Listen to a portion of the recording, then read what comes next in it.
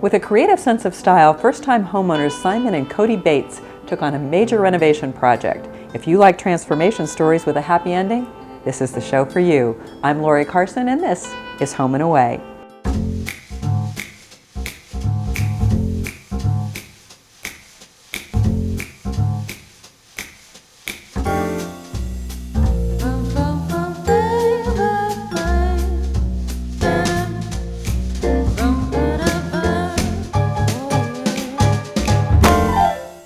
You two are first-time homeowners when you undertook this major renovation. Nothing like jumping into the deep end.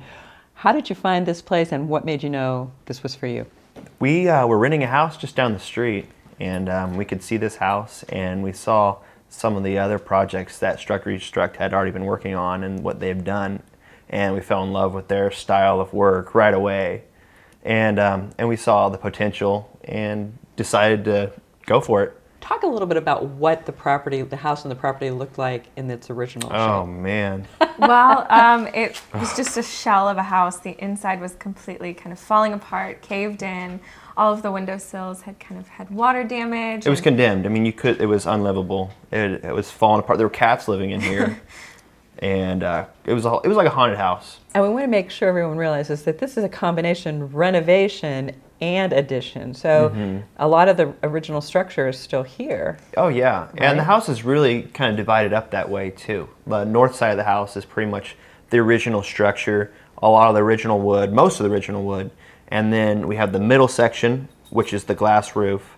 And then the south side of the house is all modern. Let's start first as you come in the front door, because honestly, the entryway of any home is a first impression, and your entryway is certainly spectacular. Talk a little bit about some of the elements that go into making it so unique.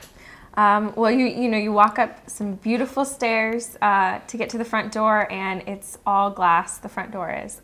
You can virtually see all the way through to the back of the house to our garage. It's an entirely glass encased hallway that becomes the entryway. There's nothing that we've done to add to that. It's all the wood and the glass and the natural light that just happens. Our numbers were done by an artist, Ben Dory, our house numbers. They're wonderful. But beyond that, there is original stone wall, and on top of that, there's a stone slab that all around it has been hand chiseled by some local masonry guys that just to add to the sort of authenticity. Carl and the Masons are super talented guys, and they hand chiseled this huge slab of stone out there. I mean, just like, the detail and amazing. The time, yeah. Now, I know we're talking about a lot of repurposed and reused materials, which is another great part of this story, and a good example of that is the purple and green tile that we see on the front. Where'd that come from? Well, where did that come? It came from, I think that was on the roof of a house somewhere out in the countryside of Kansas. But Matt and Eric with Restruct, they researched it and found maybe on Craigslist or whatever that, they find these things. Like, how do you find these things? But they find them and they bring them back and they reuse them on their projects, which gives it such a unique, uncanny touch that is just really, really amazing. Codi, how would you describe your style? The style that you guys enjoy? Going with the way the house is, we like the old kind of vintage, if you will, style, as well as some of these modern kind of forms that go throughout the house. And so when we started decorating and choosing colors, we wanted sort of that eclectic mix of vintage modern, as I think the term Simon used to describe how we sort of fill the house. Perfect description. You also do a lot of mixing. In addition to mixing old and new, you really mix the outdoors with the indoors, and that's really obvious when you come in the front door, and that terrific glass ceiling that runs the link. Now, whose idea was that? That was Eric. Eric with Restruct. Okay. And that wasn't in the original plans, but that's what you said. The glass roof, like many other things, were we were working on the project, and Eric would come up to us, or Matt would, and be like, "I have an idea." And we were like, okay, how much is it going to cost? What is this? But once they presented the idea, it was like, wow, how can you go back on that? I mean, how cool is that? A glass ceiling as opposed to just the regular roof that we had planned. We were like, let's do it, I mean, it was really neat though, and Eric would explain how it tied the house together, and once he once he sold us on that, it's like we couldn't go back. So Smart choice. Exactly. Can we just say smart choice? I can't imagine if that was closed in. I mean, in addition to the natural light, it just adds a whole other element to that house, to the entryway when you come in.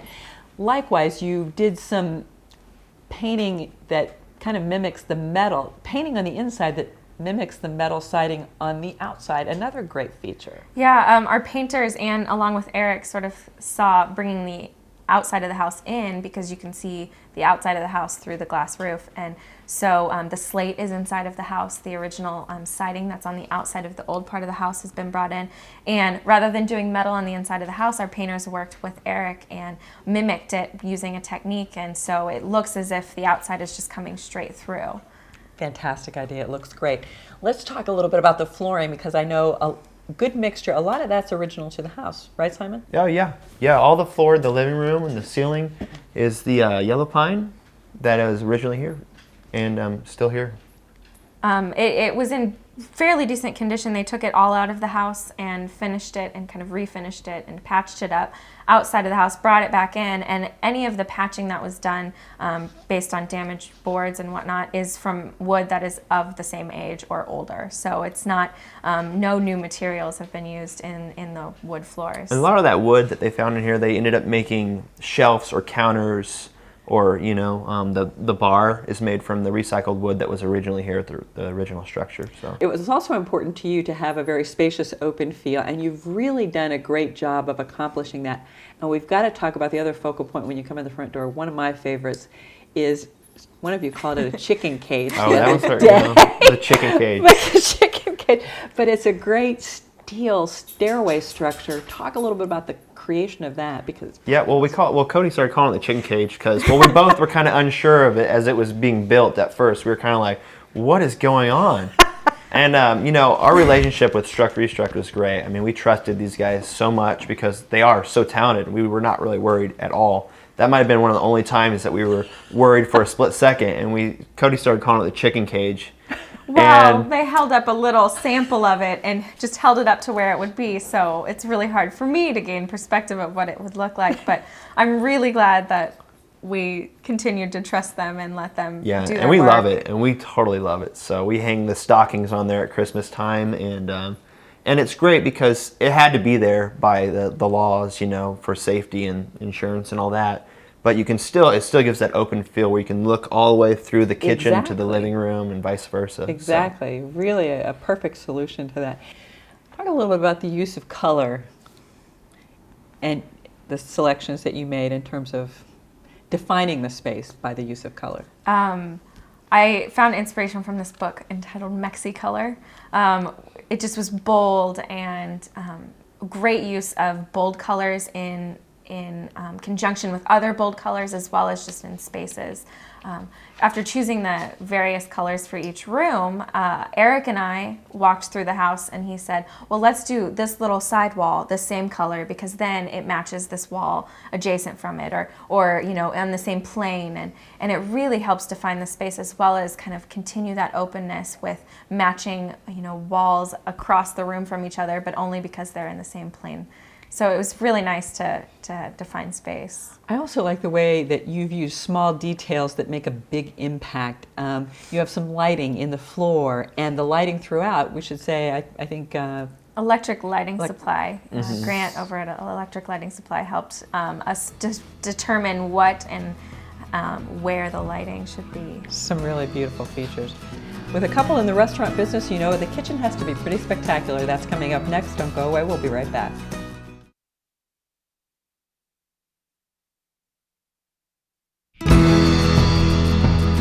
Now, you're a little bit like Channel 6 with the emphasis on local here. I got to tell you, there's a lot of local aspects to this work that you did. Talk a little bit about that and the help that you had in putting this all together. Sure. I mean, almost everyone that worked on the house was local. All the subcontractors, everyone from the plumbers to John Schmidt, who did our concrete countertops, which are amazing. Kennedy Glass, who did the glass roof. Carl and the Masons. Inside Out Painting Company, really nice guys. Some of our local artist friends doing, the numbers on the front of the house.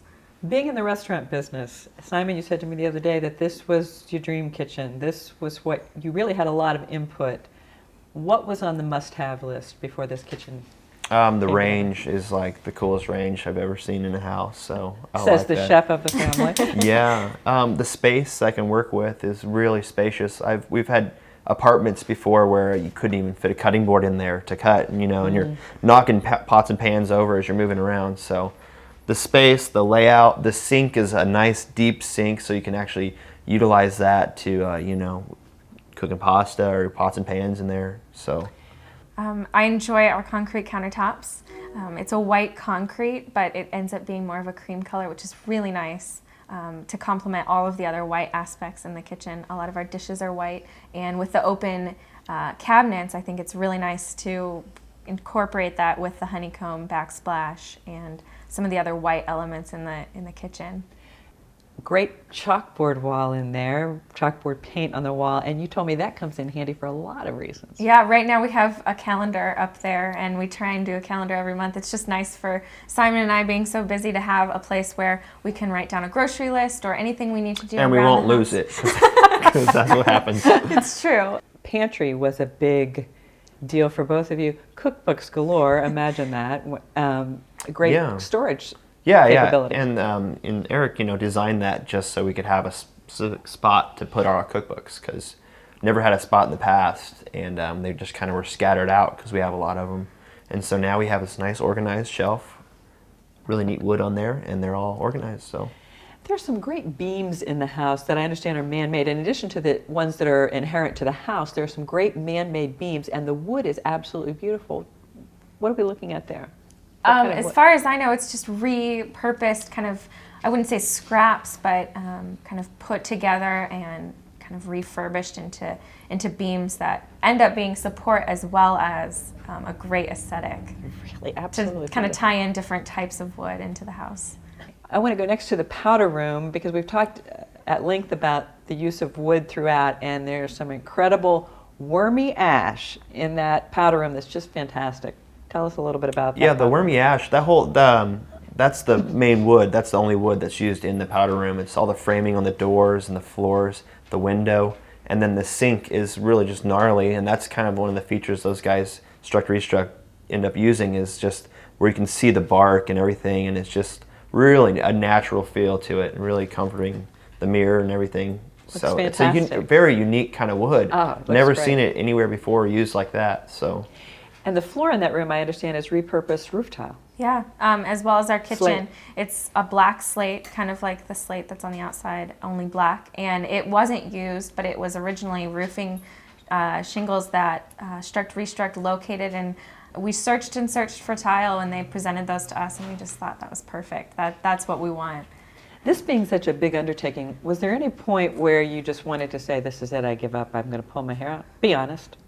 Yeah, we wanted to several times, but I don't think I don't think we could have. It was really an option, so we just had to keep going, and I think we really didn't have hardly any problems, which was amazing, mainly because of the guys we were working with, and there were problems that presented themselves, but worked themselves out really quick. So, if anything, it was just the struggle for us was finding time to choose things and really be able to put our input into the house, which we were able to do, but also the trust that we had in these guys really made it a lot easier. Yeah, and they cared so much. I mean, they were so into this house that it was just really comforting to know that. A recording studio in the basement and a lofted master suite, that's coming up next.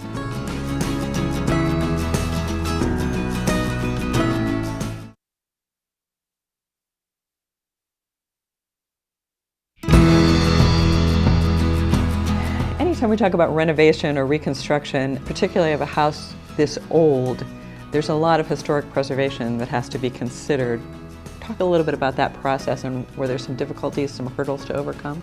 Matt and Eric dealt with them most of the time, and really were able to help them understand the vision for the house, because Matt and Eric really found it important to preserve the original structure as well as add on to it. A couple of the things that were specific for them is the original part of the house needed to maintain its historical value, but anything added on to that needed to not mimic an old style. It needed to kind of create its own historical value for the time that it was built, which was 2009. So you've got this 1870s restoration as well as the addition of of the 2009 edition of the house. It needed to remain separate based on the outside of the house is what what the HRC really looks at, and I think that had we not done the glass roof, it wouldn't be so distinct, and that center